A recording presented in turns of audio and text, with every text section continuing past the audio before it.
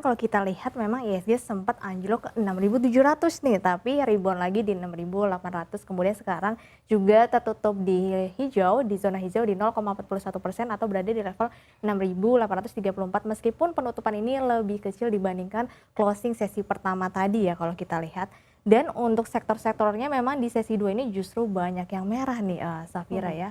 Kemudian Ade kalau kita lihat di sini ada sekitar 6 sektor yang terkoreksi, bahkan Ya. properti hari ini terkoreksi nih. Padahal di sesi satu tadi naiknya cukup signifikan, apalagi kan kemarin pemerintah sendiri baru saja memberikan insentif gratis 0% PPN ya? ya untuk rumah di bawah 2 miliar yang harusnya memang menjadi sentimen positif properti. Namun di sisi lain memang properti sendiri masih ada sentimen negatif, yaitu di mana ada kenaikan suku bunga yang bisa memberatkan beban-beban dari properti sendiri. Kemudian kalau kita lihat finance hari ini yang justru meningkat cukup tajam di 1,18%. Jadi kalau kita lihat kan memang ada Bank BCA yang sudah membuka laba di kuartal 3 naiknya 25% nih. Kemudian ada Bank BRI juga yang naiknya hingga 12,5%. Sebenarnya kenaikan perbankan ini sudah tercermin di pertumbuhan kredit perbankan dari Juli yang naik sekitar 8,5%, kemudian Agustus 8,9%, kemudian di September 8,7% yang sudah mendekati target BI di 9 hingga 11%.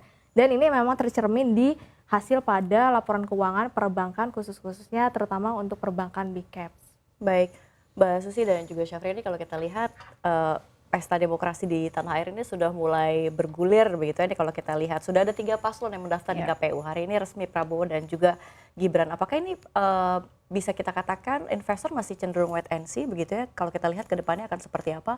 Atau memang akan wait and see terhadap perkembangan geopolitik yang ada?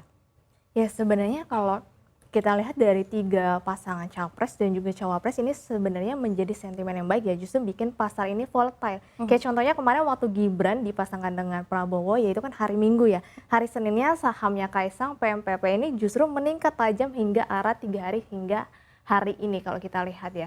Nah ini sebenarnya memang menjadi sentimen yang positif karena untuk saham-saham yang berhubungan dengan cawapres maupun juga capres ini justru saham-sahamnya naik. Kayak contohnya kemarin Pak Erick Thohir kan juga sempat digadang-gadang menjadi cawapres ya. Iya. Saham ABA kemudian saham MARI juga meningkat cukup tajam. Jadi sebenarnya ini memang menjadi pancingan untuk volatile dari market sendiri. Sayangnya ada sentimen global dari US sendiri yang memang membuat pasar asing ini justru lari dari Indonesia ya, dikarenakan kalau kita lihat di Amerika sendiri indeks dolarnya naik hingga 106, kemudian juga US Treasury-nya di 4,9%. Siapa sih yang nggak tertarik untuk Ya. invest di US saat ini? Jadi memang pasar Indo ini saat ini pasar sahamnya memang hanya dominan lebih ke domestik, justru asingnya memang sedang larinya ke US. Nah, di satu sisi juga kemarin kan Kamis lalu akhirnya Bank Indonesia yang sudah menahan lebih dari 9 bulan suku bunga menaikkan suku bunganya di 25 basis point ya. Tapi kita lihat ternyata rupiah tidak serta-merta langsung menguat dengan adanya pemberian obat jurus dari Bank Indonesia dalam hal stabilisasi nilai rupiah ini.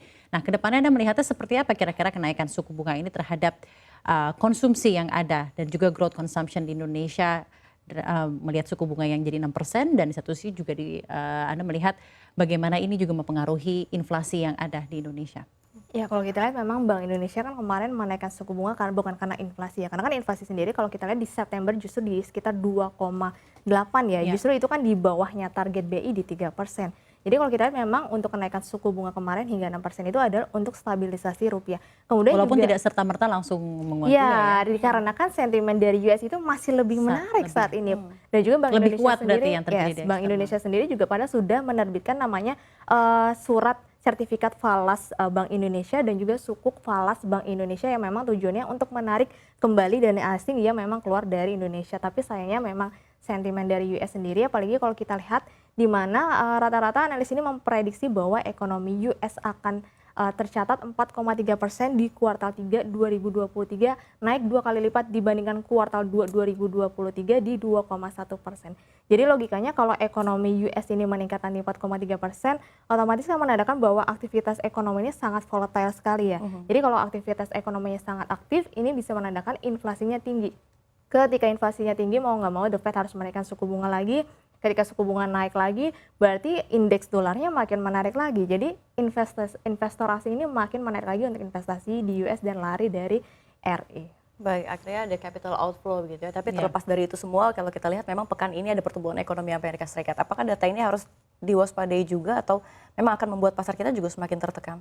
Iya, pastinya kalau misalkan nantinya ternyata ekonomi US benar berada di level 4%, di 4,3%, menandakan bahwa kan ekonomi US ini naik dua kali lipat dibandingkan kuartal 2 2023, yang menandakan bahwa ini makin derasnya outflow asing nih dari Republik Indonesia ke US sendiri, dan ini akan membuat pasar saham maupun pasar rupiah juga akan makin tertekan. Iya.